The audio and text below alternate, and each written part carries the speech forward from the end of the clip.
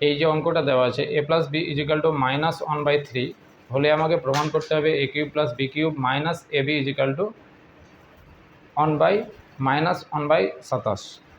এই অঙ্কটা আমরা এই ফর্মুলায় করব, a প্লাস বি এর whole cube equal to A cube plus B cube plus 3ab into A plus B, অর্থাৎ ঘনের যে ফর্মুলাগুলো আছে সেই ফর্মুলা প্রয়োগ করব।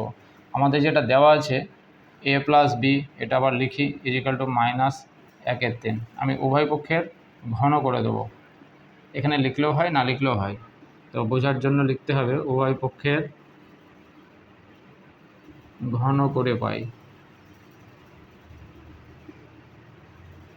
বা A cube plus B cube plus 3ab into A plus B equal to -1/3 whole cube মানে হচ্ছে -1/3 ইন্টু -1/3 ইন্টু -1/3।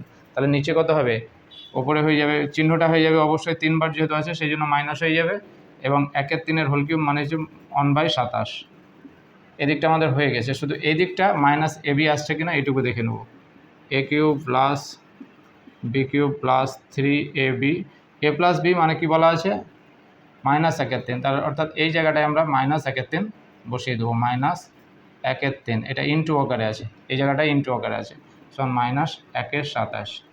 অতএব A cube plus B cube plus 3ab সঙ্গে এই 3ab সঙ্গে এই -1/3 ইন্টু আকারে আছে, তাহলে এটা ক্যান্সেল হয়ে যাবে 3 তাহলে এই প্লাসে এবং মাইনাসে হয়ে যাবে, এখানে মাইনাস চিহ্ন হয়ে যাবে, এবং এটা হয়ে যাবে -ab, একের কোনো মূল্য নেই, অতএব একই থেকে যাচ্ছে -1/27।